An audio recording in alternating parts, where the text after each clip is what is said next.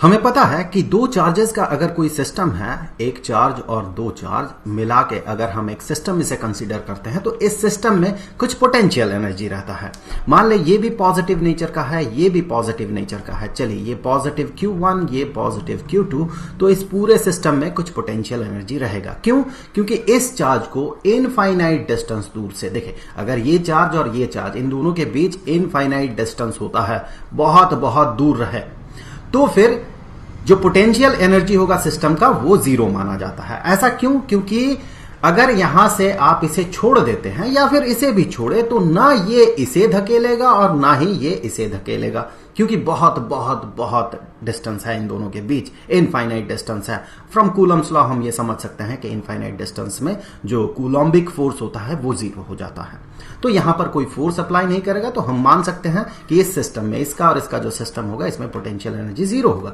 तो यहां से अगर आप यहां तक लाते हैं इसी चार्ज को, तो आपको कुछ काम करना होगा, और जो काम आप करेंगे, चूंकि ये कंजर्वेटिव फील्ड होता है इलेक्ट्रिक फील्ड, इसीलिए वही एनर्जी यहां पर स्टोर्ड हो जाएगा। तो वो उसके पोटेंशियल एनर्जी के तौर पे दिखेगा इस पूरे सिस्टम में।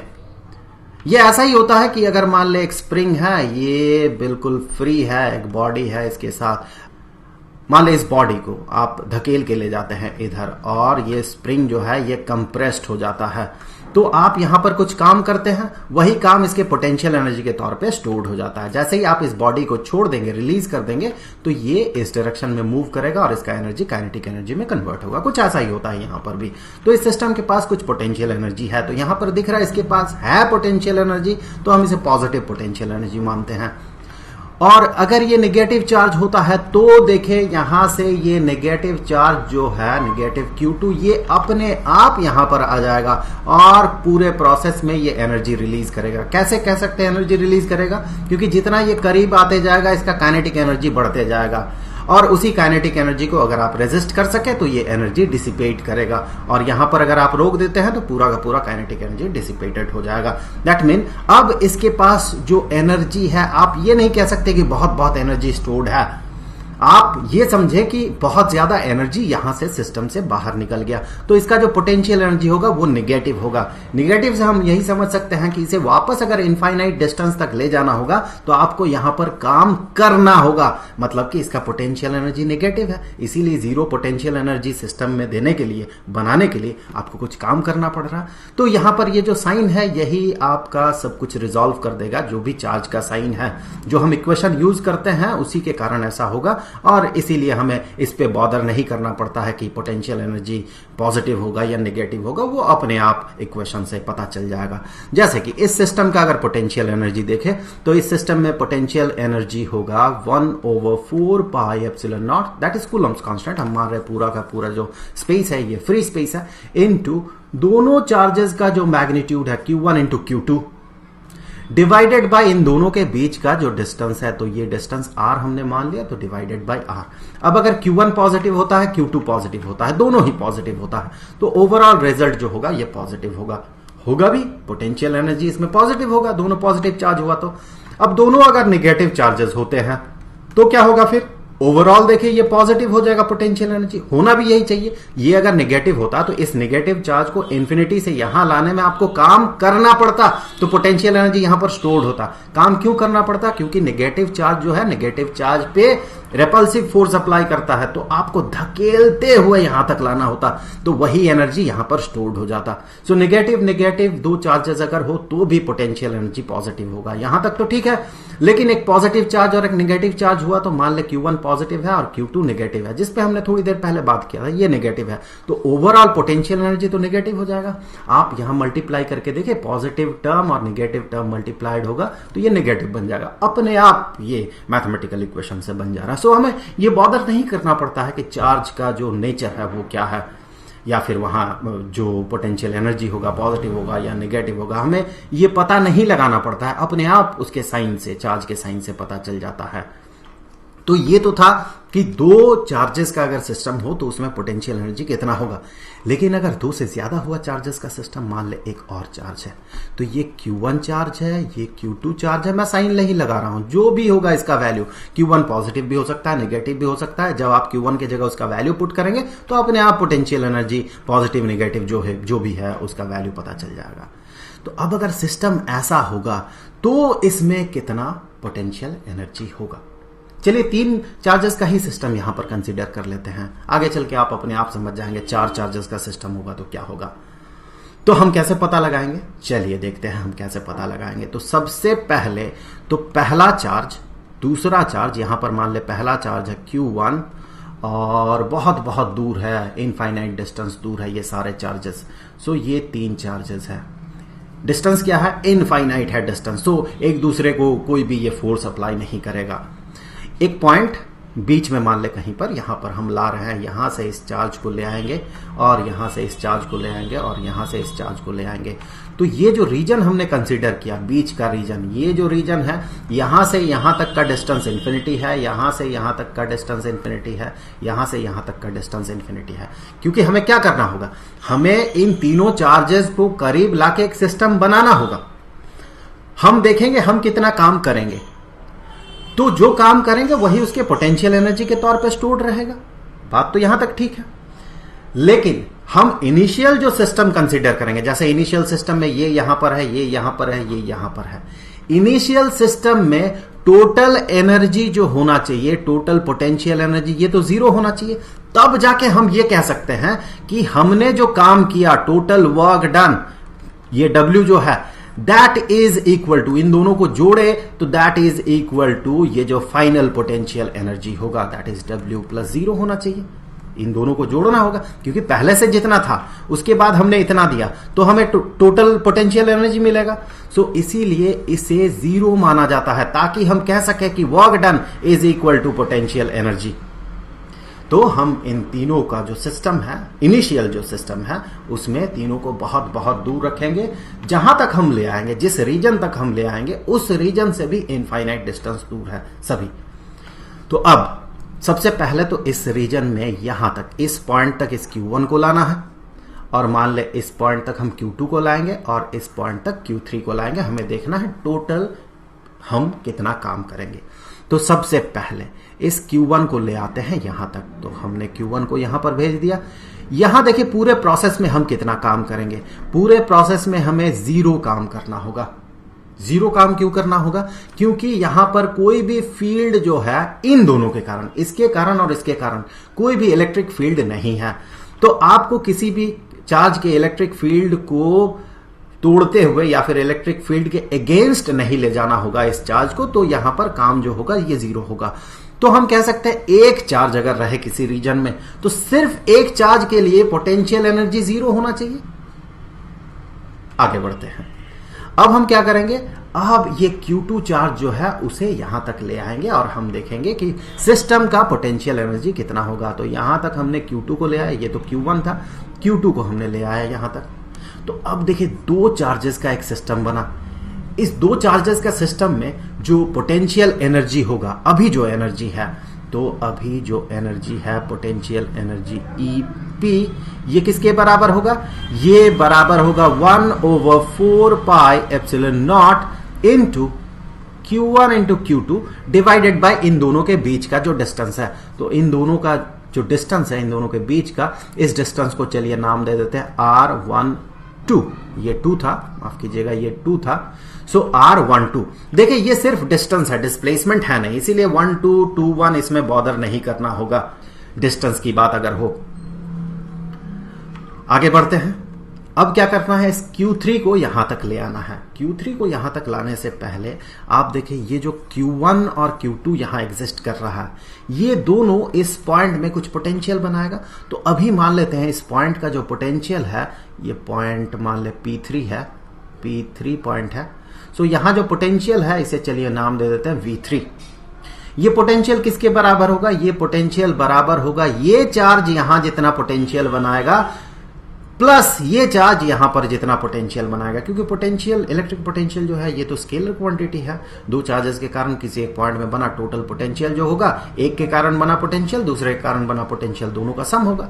सो इस लॉजिक से हम यहां से कह सकते हैं ये होगा 1/4πε0 इंटू, हम इलेक्ट्रिक पोटेंशियल की बात कर रहे हैं, पोटेंशियल एनर्जी की नहीं। So electric potential due to this one, ये बराबर हो जाएगा Q1 डिवाइडेड बाई ये जो डिस्टेंस है, कौन सा डिस्टेंस, यहां से यहां तक का ये जो डिस्टेंस है, ये वाला डिस्टेंस। सो इस डिस्टेंस को एक नाम दे देते हैं। सो ये डिस्टेंस हो गया R13। So divided by R13 होगा। ये किसके कारण बना पोटेंशियल, ये इस चार्ज के कारण बना पोटेंशियल। अब इस चार्ज के कारण इसी पॉइंट में बना पोटेंशियल जो होगा वो भी जुड़ जाएगा इसी के साथ। सो 1/4πε0 इंटू Q2, चार्ज तो Q2 है, डिवाइडेड बाय इन दोनों के बीच का जो डिस्टेंस है, इस पॉइंट का इस चार्ज के साथ जो डिस्टेंस है।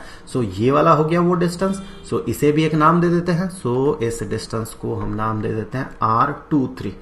So divided by R23। So divided by R23। तो ये हो गया यहां का टोटल पोटेंशियल, और यहां पर साथ ही साथ हमें R12 लिखना था। तो ये इस पॉइंट का टोटल पोटेंशियल हो गया। हमें पता है एक चार्ज को अगर एक पॉइंट में हम रखते हैं, इसी पॉइंट में अगर Q3 चार्ज को रखते हैं, जिस पॉइंट का पोटेंशियल इतना हो, तो ये चार्ज वहां पर जाने के कारण पोटेंशियल एनर्जी जो बनाता है वो पोटेंशियल एनर्जी होता है उस पॉइंट का पोटेंशियल इनटू चार्ज।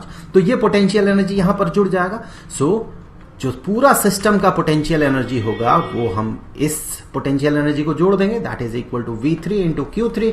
सो इसके साथ हम Q3 को मल्टीप्लाई करेंगे। So 1/4πε0 into Q1 Q3 divided by R13 plus 1/4πε0 into Q2 Q3 divided by R23।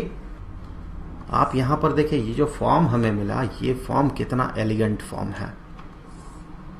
यहां से आप ये पाएंगे कि Q1 को अगर कंसीडर करें उसके साथ Q2 मल्टीप्लाइड है और डिवाइडेड बाय R12 है, 1 यहां पर भी 2 यहां पर। उसके बाद Q1 के साथ Q3 मल्टीप्लाइड है डिवाइडेड बाय R13, ये 1 ये 3। और उसके बाद Q2 मल्टीप्लाइड विथ Q3 है, और यहां पर देखें R23 है। सो ये 2 और ये 3, 1 के साथ 2 भी है, 1 के साथ 3 भी है, और 2 के साथ भी 3 है, मतलब सब के साथ सब है। तो ये फॉर्म बहुत एलिगेंट है। उसी तरह से आप इसी को इन शॉर्ट आप ऐसे रिप्रेजेंट कर सकते हैं, थोड़ा आसान दिखेगा। सो यहां से हम कह सकते हैं कि जो पोटेंशियल एनर्जी है, टोटल सिस्टम का पोटेंशियल एनर्जी 1/4πε0, इसे कॉमन आउट कर देते हैं, और Q1 Q2 divided bye R12 plus Q1 Q3 divided by R13 plus Q2 Q3 divided by R23। सो आप ऐसे भी इसे रिप्रेजेंट कर सकते हैं। अब अगर एक एक्स्ट्रा चार्ज आ जाता तो अगर एक और चार्ज यहां पर Q4 आ जाता तो क्या होता। देखिए Q4 के आने से यहां इस पॉइंट के पोटेंशियल पे वो डिपेंड करता कितना एनर्जी बढ़ता। सो यहां इस पॉइंट में जो पोटेंशियल होता है, इस पॉइंट में जो पोटेंशियल है, उसका इफेक्ट तो इसके कारण भी होगा, इसके कारण भी होगा, और इसके कारण भी होगा, तीनों के कारण होगा। यहां भी एक चार्ज था, यहां जो चार्ज था ये Q3 चार्ज था। सो इन तीनों के कारण यहां पोटेंशियल बनता, मतलब Q1 का भी असर रहता, Q2 का भी असर रहता, Q3 का भी असर रहता। तो फिर यहां से आप ये समझ सकते हैं कि अगर 4 चार्जेस रहेगा तो क्या होगा। यहां देखिए Q1 Q2 है, यहां Q1 Q3 है, उसी तरह से Q1 Q4 भी होता, फिर Q2 के साथ Q2 Q3 के साथ Q2 Q4 भी होता, और 3 के साथ भी 4 होता।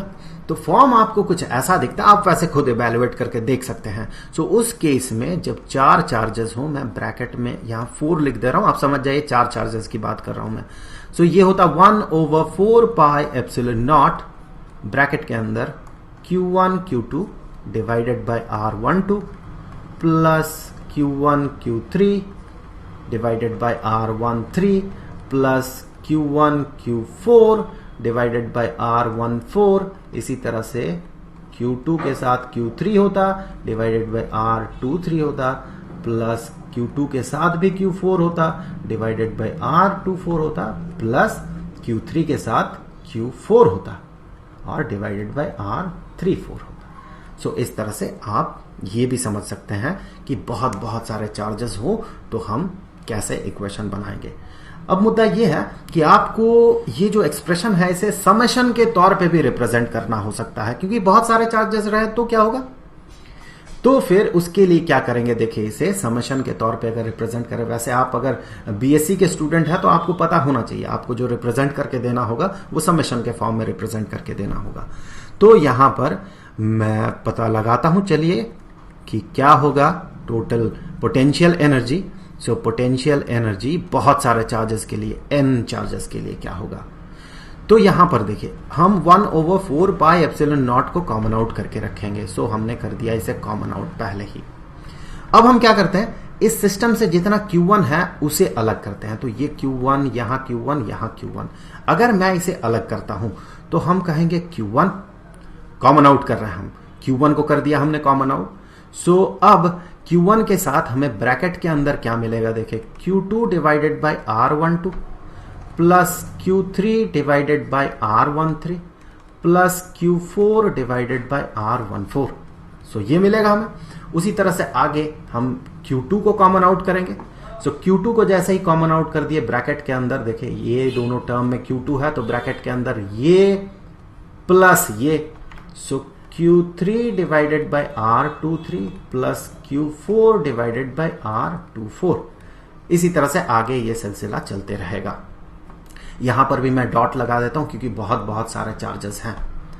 सो आप यहां से देखिए हम इसे समेशन के फॉर्म में ऐसे रिप्रेजेंट कर सकते हैं 1/4 pi epsilon not into summation of QI। यहां पर देखिए QI हमने क्यों किया, क्योंकि हमें एक बार Q1 मिलेगा, फिर Q2 मिलेगा, फिर Q3 मिलेगा, फिर Q4, Q5, इस तरह से Qn तक हमें मिलेगा, क्योंकि n चार्जेस है यहां पर।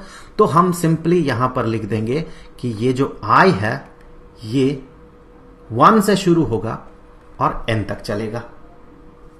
ओके, आगे बढ़ते हैं। हर QI के साथ मल्टीप्लाइड है एक समेशन, इसके साथ भी आगे जितने टर्म्स है सबके साथ मल्टीप्लाइड है। सो मैं बेहतर समझने के लिए यहां पर एक डॉट लगा देता हूं, क्योंकि बहुत बहुत सारे टर्म्स है और फाइनल टर्म जो होगा R1n होगा। और यहां भी मैं डॉट लगा देता हूं, ये भी n हो जाएगा, क्योंकि n चार्जेस है, 4 चार्जेस तो है नहीं, n चार्जेस है, तो हमने यहां पर डॉट लगा के n लिख दिया। ये भी फाइनली n होगा और हम यहां पर भी 2n लिखेंगे। सो यहां पर देखिए Q1 के साथ एक समेशन मल्टीप्लाइड है, उसी तरह से आगे जो भी टर्म्स है जैसे कि Q2, Q3, इन सब के साथ एक एक समेशन मल्टीप्लाइड है। और वो समेशन जो मल्टीप्लाइड है इसके साथ Q1 के साथ, वो देखिए शुरू कहां से हो रहा, Q का वैल्यू 2 से शुरू हो रहा है, 2, 3, 4, 5 इस तरह से n तक चला। 2 के साथ जो मल्टीप्लाइड होगा वो 2 के बाद 3 है, 3 से चला 3, 4, 5, 6, 7 इस तरह से n तक चला। तो हम कहेंगे ये होगा Qj, लिख देते हैं इसे, क्योंकि ये भी तो Qs है, इसका समेशन हो रहा तो उसका समेशन हमें यहां पर दिख रहा, डिवाइडेड बाय R। यहां से देखिए ये 1 है तो ये 1 है, ये 2, यही 1 यहां पर, ये 3 यहां पर। दैट मीन जो यहां पर 1 था, यहां पर जो 1 था वहीं तो ये I था, और ये J यहां पर आएगा। सो ये J देखिए यहां पर आया, उसी तरह से यहां J यहां पर आया और यही I यहां पर आएगा। सो RIJ। अब J का वैल्यू कैसे होगा, यहां पर ध्यान से देखें, J का वैल्यू जो है वो शुरुआत 1 से नहीं होगा। शुरुआत कहां से हो रहा, देखिए जब I का वैल्यू 1 है, ये I का वैल्यू 1, तो J 2, 3, 4, 5, 6, 7 इस तरह से n तक चला। जब I का वैल्यू 2 है तो J का वैल्यू 3 से शुरू हो रहा, 3 से n तक। That mean J is greater than I, always greater than I।